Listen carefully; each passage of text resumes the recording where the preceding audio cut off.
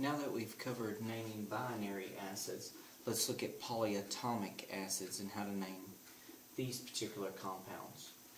What we're looking at in a polyatomic acid is, again, we're looking for those leading hydrogens, and they are going to be followed by one of the polyatomic ions.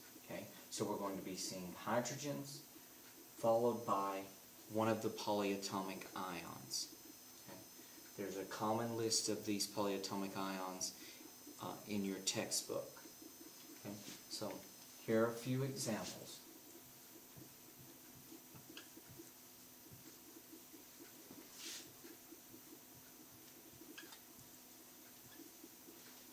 Here we have HNO3 and we have HNO2.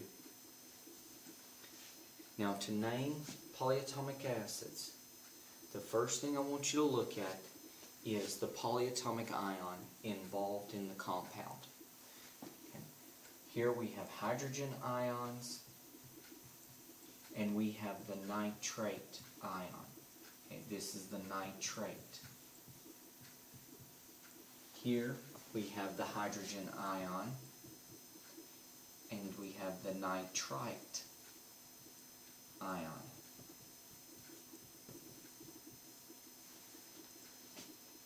Notice we have the same hydrogens, but we have two different polyatomic ions. Now, if you've studied over the list of polyatomic ions in your textbook, you've noticed that they commonly end in ATE or they end in ITE. Okay. This is how we're going to differentiate the names of these two acids, is based on that ATE or ITE ending. If our polyatomic ion ends in ATE, we want to change it to an IC, an IC ending in our acid name. We do not designate the hydrogen with a hydro like we did with the binary acids. We simply look at the root of this ion, the nitrogen, the nitrate, and we change that ending to nitric. Okay. The ATE is changed to an IC, so we have nitric acid, nitric. The ATE from the polyatomic ion becomes an IC ending. Here we differentiate. We have the ITE. This is the nitrite ion. So those ions that end in ITE, when they form the acid, we change them to an OUS ending. So nitrite becomes nitrous. Notice the ITE became the OUS ending. Nitrous acid. Nitrate, ATE, becomes IC for nitric acid.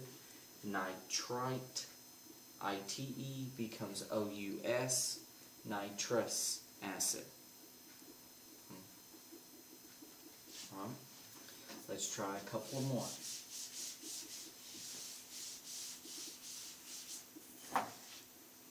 Let's try H2SO4. Here is the polyatomic acid. There are the hydrogens, followed by the polyatomic ion. We must recognize the polyatomic ion. SO4 is the sulfate ion. Sulfate is that SO4 -2, and then we have those H pluses. Okay, so sulfate, remember what we do with the 8 ending. We change the 8 ending into IC. Right? Don't designate the hydrogens with a hydro. Remember that. On polyatomic acids, we don't do it. We look at the root of this is a sulfur root of sulfate. It's based off of sulfur, so it becomes sulfuric.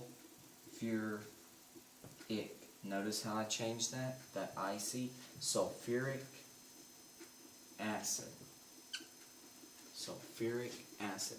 Sulfate, the root of which is sulfur, 8 becomes ic. Sulfuric acid. Okay, sulfuric acid. Okay? Now, let's do an example where we have the name of the acid and we have to come up with the formula. So let's try chromic acid.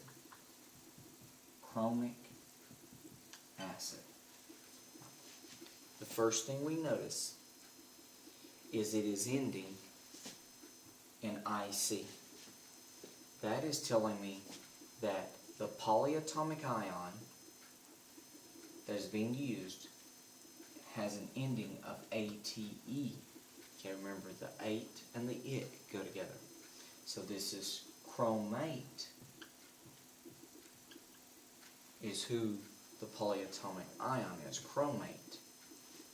In your textbook you'll find that chromate is designated as CrO4 with a -2 charge.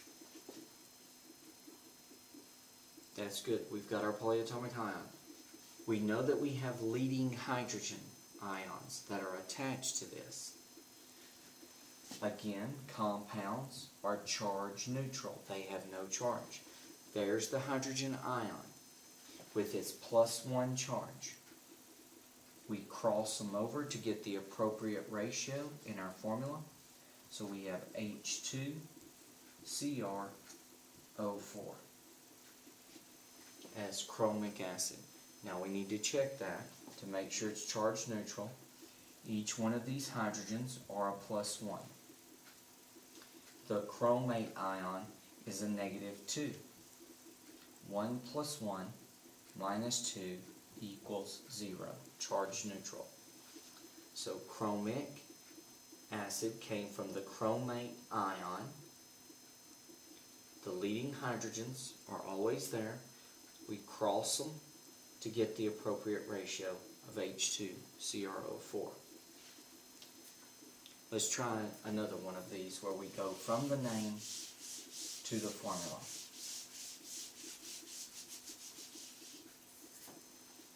Let's try chlorous acid. Chlorous acid. First thing I notice, the OUS ending. The OUS ending is telling me that I originated from ITE. So I originated from the chlorite ion. The chlorite ion.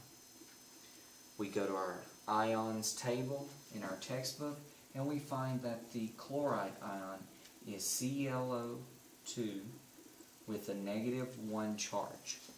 ClO2 with a -1 charge. That's chloride. This is acid. It has those leading hydrogens, so we put the H+ in front. It must be charge neutral, so let's do the crossing over so we get the appropriate ratio. And we have HClO2 as chlorous acid. We can check our charge neutrality, +1 charge on the hydrogen. The chlorite ion is a -1. 1 - 1 is equal to 0. Okay, charge neutral. So chlorous acid comes from the chlorite ion. Remember that us and the ite go together. Okay? And when we go to look up these ions, just refer to your textbook to those polyatomic ions tables and find the matching ion with appropriate charge. Leading hydrogens. We do the crossing over to get the appropriate ratio for our charge neutral compound. Okay?